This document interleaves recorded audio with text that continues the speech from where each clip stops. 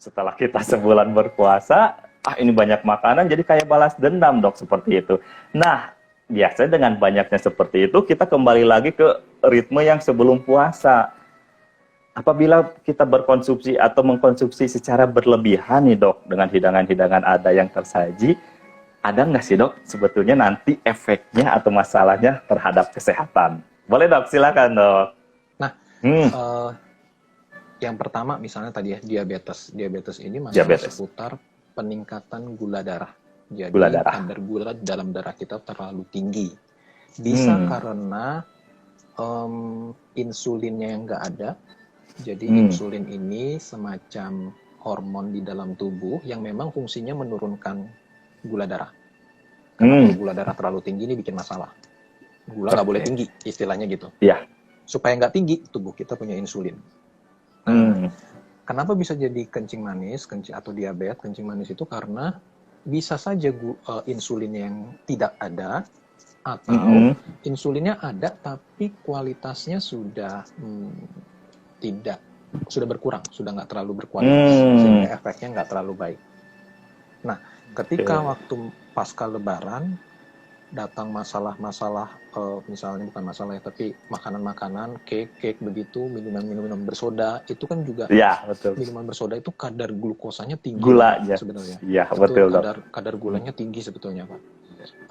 Kalau dikonsumsi berlebihan, jelas itu akan menimbulkan masalah. Ditambah cake, Hmm, itu juga akhirnya meningkatkan kadar gula yang tinggi itu. hmm, Atau bisa juga misalnya, kalau untuk kencing manis sendiri, keluhan-keluhannya, gejala-gejalanya bisa saja misalnya terjadi hmm, penurunan berat badan, atau hmm, misalnya orangnya jadi banyak makan, maksudnya bawaannya hmm. lapar aja. Makan sih Cepat makan, lapar tapi ya, Dok, ya? baunya betul, lapar aja bawaannya. Dan haus. Heeh. Jadi banyak Hmm. minum tapi bawaannya haus saja. Haus Banyak terus. kencing, Oke. banyak kencing juga. Nah, ini gejala-gejala klasik yang mengarah ke Hmm, arah gejala kencing manis. Jadi kalau hmm. ada misalnya sahabat RSGM punya keluhan-keluhan seperti itu, ada baiknya Hmm, coba check up ke dokter. Tapi jangan hmm. diagnosis diri sendiri ya, Dok Gimin. Karena banyak begini, baca-baca artikel, kemudian Eh, gejala DM 1 2 3 4 5. Kok saya punya itu semua? Saya berarti bukan ya nggak sesederhana itu. Ya jadi iya, betul, betul. mesti Hmm, dicoba dicek up lagi, dikonfirmasi, hmm, karena hmm, nanti akan ada hmm. pemeriksaan-pemeriksaan lain yang Ya, bisa dilakukan untuk mengkonfirmasi betul. kondisi sahabat RSGM. Apakah memang betul kencing manis atau memang sebenarnya itu masih kategori yang oke, normal. Dok Gimin pengen tahu nih, Dok. Insulin nggak ada itu kenapa, Dok? Di dalam tubuh seseorang bisa insulinnya itu nggak ada? Penyebabnya apa, Dok? Kenapa, Dok? Um, Sebenarnya ini bicara kategori kencing manis, kategori Hmm, diabetes. Ada dua, ada yang tipe 1, ada yang tipe 2. Kalau tipe hmm. 1 itu yang tadi saya bilang, karena insulinnya nggak ada. Kok bisa insulinnya nggak Oke. ada? Karena, Heeh. tanda kutip, pabriknya rusak. Ya. Insulin itu Oh. diproduksi oleh Hmm. organ di dalam tubuh kita namanya pankreas. Ibaratnya Nah, pabrik lah. Pabriknya itu namanya pabrik, pankreas. Nah, sekarang pankreas. pabriknya udah jebol, pabriknya udah rusak. Oke. Kenapa bisa Heeh. rusak, Dok? Karena secara genetik terjadi kerusakan di pabriknya. Pabriknya ini dianggap sebagai musuh, kurang lebih begitu. Musuh di dalam tubuh, Hmm. sehingga tubuh sendiri menghancurkan organ di dalam tubuh kita sendiri. Wah, ribet nggak tuh? Oh, Ribet. iya. Tapi ya Ribet, kurang Dok. lebih gambarannya begitu. Hmm. Intinya Iya, iya. pabriknya rusak. Ya kalau pabriknya rusak nggak bisa produksi. Ya kalau nggak bisa Iya. produksi, insulin nggak keluar, gula darahnya naik. Dok, ini Dok, sebentar Dok. Ini ada pertanyaan nih Dok dari akunnya Arthur 12041995 nih Dok ya. Oke, saya bacakan. Siang Dok. Dok kalau Perut siang mungkin. Dok kalau Betul. perut mungkin ya. Kalau perut cepat kembung itu tandanya kenapa ya? Padahal tidak masuk angin bahkan kembung dan sangat sakit sekali. Oh, dia tidak masuk angin Dok, tapi kembung dan sakit Iya. sekali Dok. Itu kenapa Dok katanya Dok? Boleh, Iya. silakan Dok. Ya. Sebelumnya, terima kasih pertanyaannya untuk Arthur 120 dan sekian-sekian. Iya, Uh, sekian Dok. Masuk angin itu sendiri sebenarnya di dalam kedokteran nggak ada sih. Nggak ada. Itu mesti saya klarifikasi dulu bahwa istilah masuk angin itu di dalam dunia kedokteran sendiri tidak ada penyakit masuk angin. Masuk angin ini sebenarnya merupakan sebuah sebutan untuk kondisi tubuh yang gak enak badan aja. Nah, masalahnya kondisi yang gak enak badan ini variasinya sangat luas sekali dan penyebabnya pun sangat banyak. Kalau kita fokus dalam masalah seputar perut kembung, yang paling dekat dengan masalah itu adalah masalah seputar lambung. Itu yang paling dekat, paling sering lah. Jadi variasi masalah lambung pun itu luas. Mulai dari perut kembung saja, gak nyaman, sampai ada yang bikin nyerinya pun ada yang cuma nyeri dikit, ada yang nyerinya sampai nyeri sekali. Bahkan ada yang sampai muntah-muntah darah pun ada. Jadi itu variasi gradasi dari tingkat keparahan masalah lambung. Masalah lambung kan betul, atau orang bilang sakit mah, gastritis. Itu kan umum lah di orang banyak, tapi sebenarnya variasinya banyak. Kalau perut kembung mungkin salah satunya disebabkan karena masalah lambung, tapi masih dalam derajat yang sangat ringan istilahnya gitu. Hanya karena asam lambungnya misalnya meningkat sehingga jadi perutnya terasa begah. Nah, itu juga bisa. Tapi untuk pengobatannya seperti itu, apakah bisa minum obat mah gitu, Dok? Yang paling baik kita harus cari dulu etiologi itu, kita harus cari tahu penyebab. Jadi memang bicara penyakitnya nggak sesederhana itu sih, Pak. Saya berharap saya bisa menjawab dengan sederhana, tapi kalau kita mau bicara yang benar-benar detailnya, nggak sesederhana itu. Bisa nggak sih dipakai obat mah? Kalau mau dicoba bisa. Obat mah termasuk obat yang relatif aman lah. Jadi kalau memang mah dan dikasih obat mah, dia akan membaik. Tapi kalau ternyata ini bukan mah, dikasih obat mah, nggak terlalu menimbulkan masalah yang fatal, bagaimana sih tidak. Tapi pertanyaannya gini, seandainya ini betul mah, dan mahnya disebabkan karena faktor psikis misalnya, karena lagi ada beban kerja yang terlalu berat, ya kita mau kasih obat mah sampai gimana juga nggak akan sembuh-sembuh. Nah, itu yang tadi karena saya bilang. Penyebabnya psikis ya, Dok? Betul, itu yang tadi saya bilang. Jadi ya memang kita mesti cari tahu penyebabnya dulu. Ini mau ke arah mana nih? Kalau memang murni karena masalah asam lambung saja, oke, kita netralisir dan masalah itu akan selesai. Tapi jangan-jangan ada masalah lain yang dibalik itu. Ya. Kondisi. Betul, Dok. Oke, Gitu. siap, Jadi Dok. kadang gini, Dok Gimin, kalau orang tanya, Dok saya punya keluhan ini, obatnya apa? Nah, itu teh pertanyaan yang jawabannya susah-susah gampang. Karena ada sih obatnya, memang ada, tapi kita kan harus gali dulu masalah di balik itu. Oke. Dok, tadi dokter sempat menyinggung tentang telemedicine. Nih, Dok Gimin mau ngasih informasi dulu kepada sahabat RSG Maranatha semua bahwa Rumah Sakit Gigi dan Mulut Maranatha hingga saat ini, karena situasinya masih pandemi juga, kita juga masih menyelenggarakan yang namanya telemedicine. Nanti sahabat RSG Maranatha semua yang mungkin aktivitas atau nggak sempat ke rumah sakit, atau mungkin masih khawatir, padahal sebetulnya kekhawatiran itu harus sudah diminimalisir karena rumah sakit RSG Maranatha pun sudah menerapkan protokol kesehatan kalau yang untuk datang ke rumah sakit seperti itu. Nah, untuk telemedicine, nanti sahabat RSG Maranatha semua bisa menghubungi di customer care kita via telepon di 022 200 5934 atau 022 200 5935. Nanti customer care yang akan memandu mengenai prosedurnya seperti apa dan bagaimana. Nih, ada lagi pertanyaan nih dari sahabat RSGM, akunnya Horbeng TV. Horbeng TV, ini bagus sekali nama akunnya nih, Dok nih. Mau tanya, Dok, apakah penderita diabetes tipe 1? Tipe 1 itu berarti yang insulinnya nggak ada ya, Dok ya? Betul, yang pabriknya jebol. Betul. Pabriknya jebol, pankreasnya jebol itu.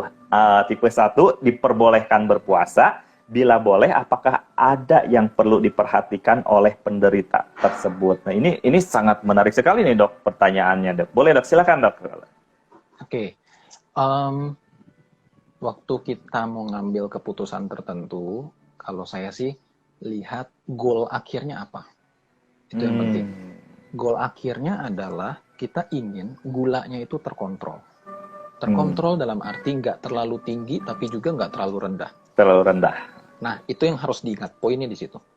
Sekarang orang DM yang punya penyakit DM gulanya udah tinggi.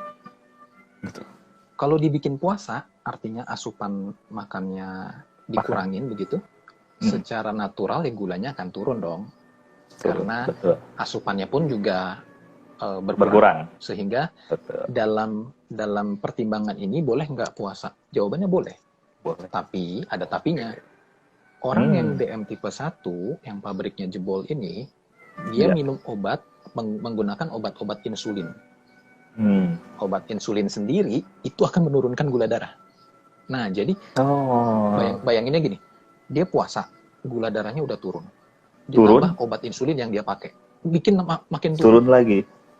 Kalau dia udah dalam kondisi di bawah normal atau kondisi yang kita sebut hipoglikemi, itu pun bermasalah. Gitu. Jadi boleh nggak puasa? Jawabannya boleh, tapi tetap harus di dalam batas kontrol yang baik. Gitu. Biasanya orang-orang yang tipe 1 udah tahu tuh, udah diedukasi, karena itu kan pengobatan terus-terus, dan mereka biasanya udah tahu gejala-gejala ketika kekurangan gula itu seperti apa. Nah, kalau dia udah sampai kekurangan gula, entah karena puasa ditambah penggunaan insulin, nah dia udah tahu harus ngapain. Misalnya minum teh manis atau makan permen dan seterusnya. Boleh. Dari akunnya Eko Nugro nih, Dok. Siang Dok Kimin ganteng. Waduh, Dok Kimin. Terima kasih akunnya Eko Nugro, Dok Alen yang lebih ganteng lagi tuh. Kan lebih ganteng laginya narasumbernya udah pasti jelas, Dok. Oke. Dok, saya sering mengalami nyeri perut hebat yang bisa hilang dengan minum obat omeprazol. Apakah konsumsi ini bisa ketergantungan nih, Dok? Konsumsi obat tersebut apakah bisa ketergantungan ya, Dok? Oke. Omeprazol sendiri pada dasarnya tidak memiliki efek ketergantungan. Beda dengan obat-obat lain, katakanlah narkoba lah misalnya. Narkoba itu menjadi masalah karena dari obatnya itu sendiri memang punya efek ketergantungan. Adiktif ya? Betul. Sedangkan kalau omeprazol dia pada dasarnya di obatnya itu sendiri tidak membuat ketergantungan. Tapi sekali lagi, kita mesti gali yang dibalik itu apa. Apa sih yang menyebabkan akun Eko Nugro ini mengalami nyeri perut hebat, katakanlah berulang kali? Karena apakah konsumsi ini bisa ketergantungan? Asumsi saya ini kan berarti minumnya lebih dari 1 kali. Betul. Bisa kita jadi. mesti gali dulu yang menjadi penyebabnya ini apa. Contoh, ternyata nyeri hebatnya karena memang betul mah, dan mahnya disebabkan karena doyan makan pedes. Ya daripada ketergantungan pakai omeprazol, yang mendingan makan pedesnya yang dikurangin. Itu kurangin. Betul. Iya, betul. Jadi memang sekali lagi kita mesti gali yang dibalik itu apa. Betul. Sedapat mungkin kita mencari penyebabnya. Jangan cuma yang luarnya aja yang kita lihat dan kita obatin, tapi yang dibalik itu ada apa tuh? Itu yang mesti kita beresin. Gitu ya. Oke, sangat menarik sekali nih akun Eko Nugro, bahwa kalau disebut ketergantungan sebetulnya nggak ada obat tersebut yang menimbulkan ketergantungan ya, Dok ya. Mungkin karena setelah minum obat itu enak, jadi seolah-olah pas ketika terasa nyeri perut ya udah minum obat itu. Nyeri perut ya udah minum obat itu. Jadi asumsinya seperti itu ya, Dok ya. Jadi sekali lagi itu harus digali terlebih dahulu melalui dokter, penyebab yang di belakangnya itu seperti apa dan bagaimana. Soalnya kan nyeri perut juga kan banyak penyebabnya, mungkin masalahnya apa ya, Dok ya, nggak hanya masalah di lambung kan, seperti tadi dokter katakan seperti itu. Baik, akun Eko Nugro, terima kasih. Gimana, Dok? Tapi kalau kondisi, memang omeprazol ini obat lambung sih, betul. Obat lambung, ya. Kalau kondisi lambungnya memang sudah parah banget, sehingga dia harus minum omeprazol supaya kondisi lambungnya membaik, ya artinya dia bisa saja tergantung terhadap omeprazol. Tapi bukan karena omeprazolnya, karena memang kondisi lambungnya yang sudah yang sudah tidak memungkinkan untuk tidak minum obat. Jadi bukan karena omeprazolnya ya, tapi memang kondisi lambungnya yang sudah begitu tidak baik dan membutuhkan support omeprazol itu. Nah seperti itu ya. Mudah-mudahan menjawab akun Eko Nugro. Terima kasih sekali. Ada lanjutannya nih, Dok. Dan apakah ini berbahaya nih, Dok? Lanjutannya untuk ginjal saya ya, Dok, karena cukup sering, betul Dok nih kata dokter tadi. asumsinya emang Oke. sering, betul. Untuk ginjal apakah berbahaya gini dok? Eh, berbahaya atau tidak sebetulnya harus di cross check apakah obat itu dibuang lewat ginjal atau bukan. Jadi ada obat-obat yang memang dia dibuangnya lewat ginjal, ada yang bukan dibuat lewat ginjal. Untuk spesifik omeprazol saya nggak tahu, saya harus cross check dulu ke teorinya, karena itu memang Betul. maksudnya saya juga nggak hafal semua obat itu teh Ya, cerita betul. spesifiknya seperti apa tidak, tapi itu memang harus di cross check. Prinsipnya secara umum obat itu akan dibuang lewat ginjal atau lewat saluran pencernaan. Jadi tinggal dilihat nih, misalnya obatnya itu dibuang lewat ginjal. Terus ada orang yang punya masalah ginjal, ya nggak bisa nih dikasih obat itu. Malah bikin ginjalnya malah bikin ekstra keras, berat, dan obatnya juga jadi nggak bisa dibuang.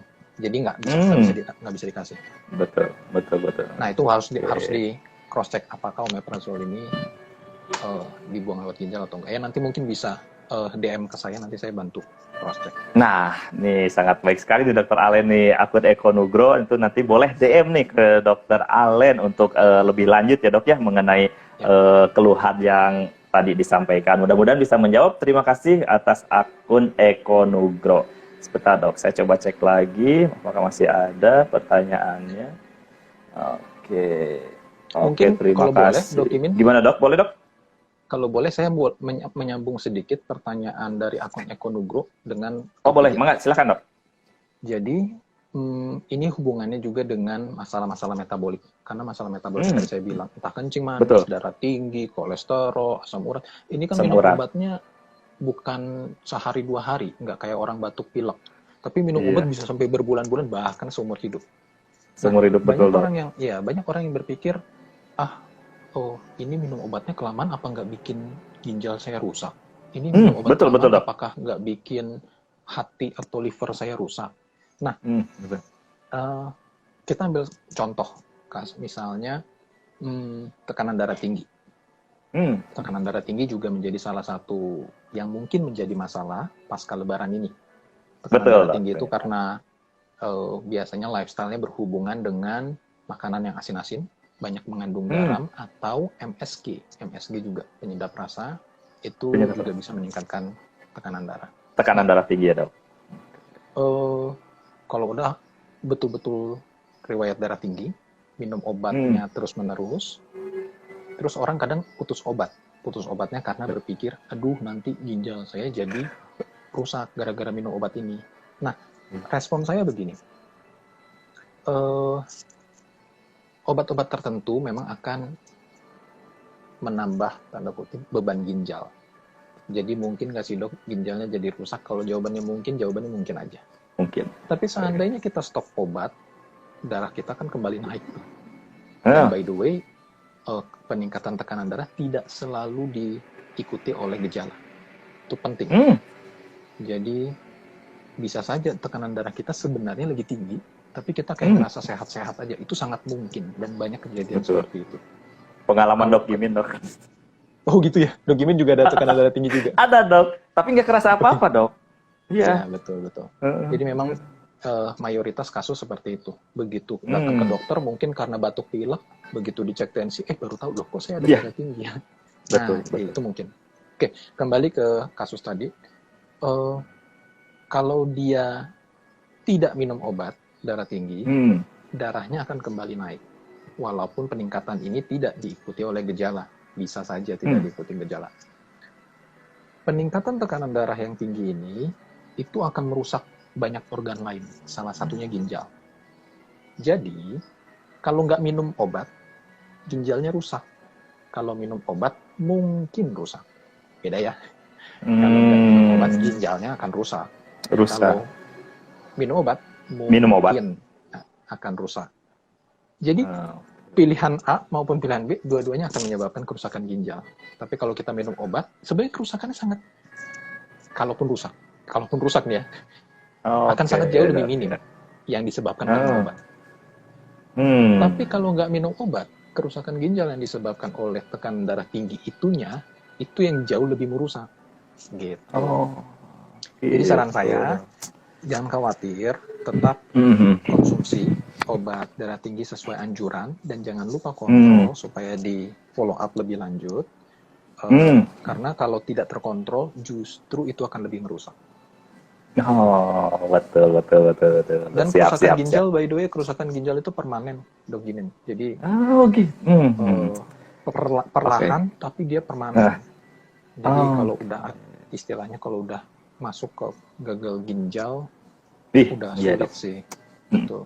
Justru mumpung masih bisa kita kontrol, ya kita kontrol. Ya, betul. Kalau udah keburu nanti jatuhnya ke gagal ginjal, apalagi udah tingkat akhir, itu memang udah susah. Untuk benar-benar balikin normal lagi udah susah ya, Dok ya. Betul. Oke, siap. Terima kasih atas penjelasannya, Dok ya. Akun Eko Nugro juga semoga bisa menjawab.